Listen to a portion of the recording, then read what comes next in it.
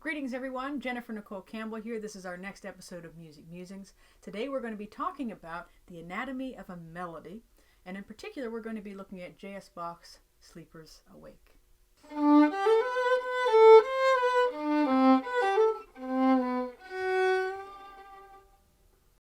If you're new to this series, I welcome you. In Music Musings, we like to delve into the inner workings of a piece of music through musical walkthroughs and try to figure out how the meaning bubbles to the surface. So, I'm usually playing the piano, but today I'm going to be playing my violin. Don't worry, not giving up the piano. This is still my first baby, but so the violin is a lot different than the piano, isn't it? One thing I love about the violin is that it's a little bit easier to imitate the human voice. You have control over a note once you start playing it. Right, it's a little different with the piano. If I play the same note, don't really have control over the sound. You know, I can move my hand and do whatever, but it's not going to change the sound. So, I do enjoy the intimacy of violin in a different way than the piano. Sleepers Awake, very, very famous melody by J.S. Bach from his Cantata No. 140. And of course the German is Wachet auf, ruft uns die Stimme, which literally translates, awake, the voice is calling us. So we're talking about the anatomy of a melody. What makes a great melody? I once asked one of my students this question, and he said, Miss Jennifer, melody is something that you can remember. Oh, he's right. It is something you can remember. So how is that? I've known this piece for a very long time. I was introduced to it through this handsome man. If you remember the Music -1 series, you popped a CD in the CD player, let it play, and you could play with a whole orchestra as an accompanying track. Very cool. Let's just listen to the first part of it.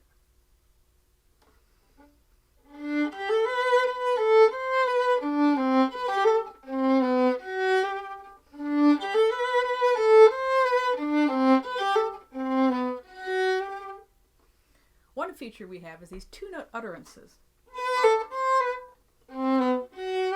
So that's definitely a feature of it. Up and down, kind of a conversation. Question, response. We also have a little bit of rhythmic variety. Think about if he didn't have the 2 16th notes and an eighth.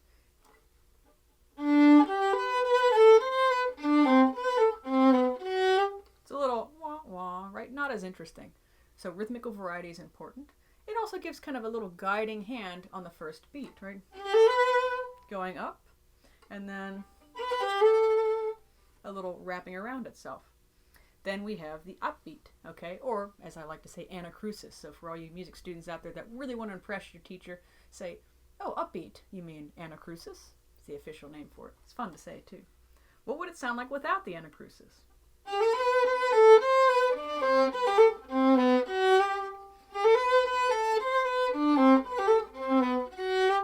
A lot different, right?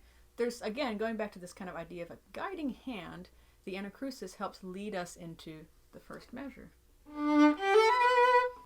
So that's kind of like part A there. Oh, one other thing to mention. The rest is important. And you might say, well, rest, big deal. Think about if we're singing this. We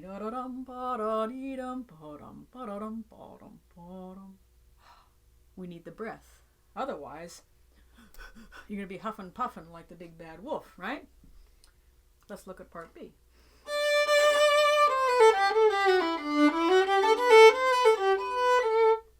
Very different. Ta-da! It begins with an affirmation. It begins on the dominant and it stays there. The first quarter note that we have, mind you. Almost like when you go ta-da, right? There's a short note and then a longer note. Ta-tam. People don't usually go ta-tam. It has to stay on the same note. So there's an affirmation. And then we have these joyful streams, which I like to call Fortspinnung. That's a Baroque term, literally meaning to spin out, right? So the melody's kind of spinning out and exploring.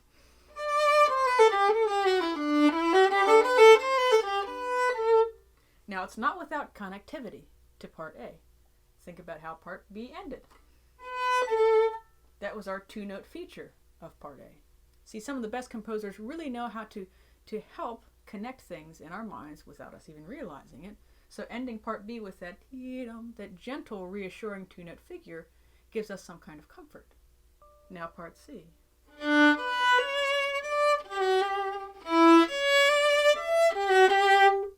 And you're thinking, don't leave me hanging, what happens next? It's like you're telling a really exciting story and you say, Well, it's time to go. I'll tell you the rest of it later, right? How does Bach do that? He creates anticipation, of course, by the line leading upwards. We go up a sixth, and 2 seconds, come down, and then he repeats that same sequence up a step, sixth and 2 seconds. So that's one thing he does to create anticipation. I also love how he kind of gives urgency and then he kind of holds his hand a little close to the chest, right? It's like, here's something, but not quite everything. That little nudge is actually the same rhythmical pattern we had in part A. Isn't that great how it connects those things and we don't even realize it, right? Well, there it is. That intimate little second there, a little half step. What if we were to put words on this to create this sense of urgency? Please come slightly closer. Please come slightly closer. Just take my hand. Let's go. Da da da da da da. Right? So there's a wonderful sense of moving ahead. And think about if you're asking someone something. Let's go to the movies. Come on, let's go to the movies. And your intonation of your voice actually comes up, right? So that's also, if you listen to really great speakers, there's a lot of up and down to how they say things. So there's meaning that's really, really important and wrapped up in the way that the notes actually go up and down. So part D.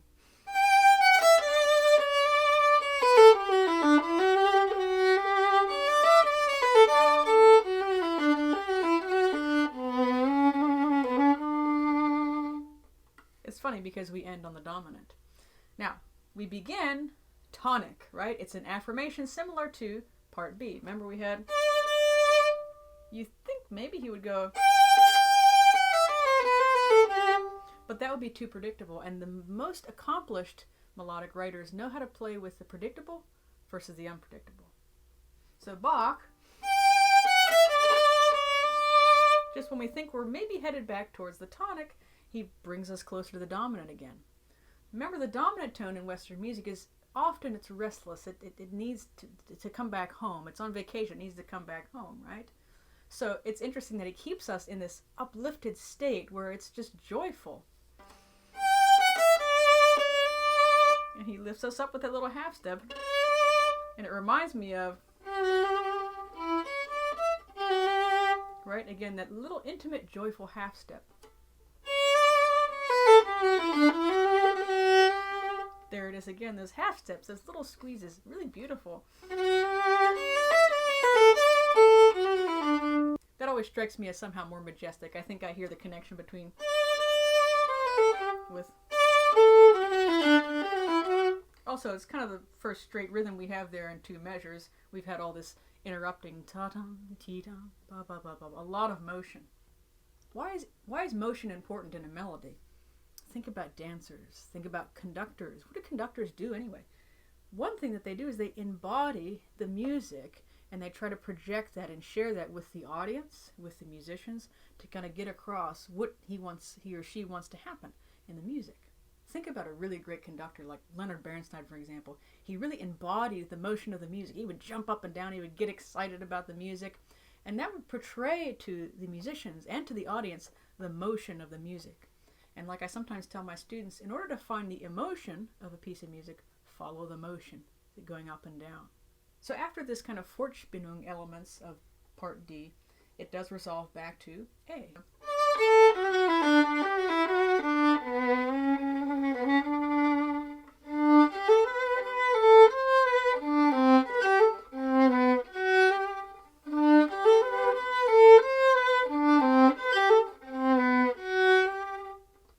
So obviously there's definitely more to this piece. It's longer than this and it has more variety and melodic material, but I wanted to share with you the basics of this anatomy of a melody. We learned that composers that write great melodies, they play with expected versus unexpected. Rhythm is important, but repetition is also essential. Not too much, not too little, because we need to have this sense of normalcy, coming back home, being centered, and that's something that's really important, I think. Before I play this melody for you, I hope that you will like, share, and subscribe if you enjoyed what you're seeing and hearing. And be sure to click the notification bell if you want to get more updates about when my next Music Musings is up.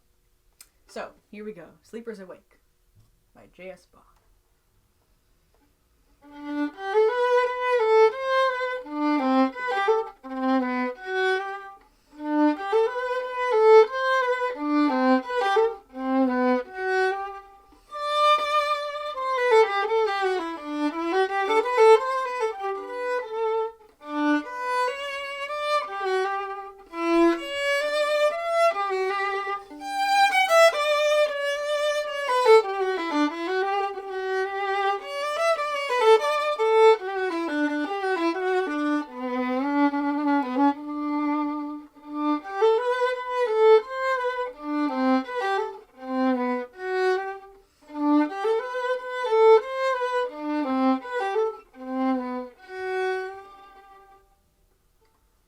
See you next time.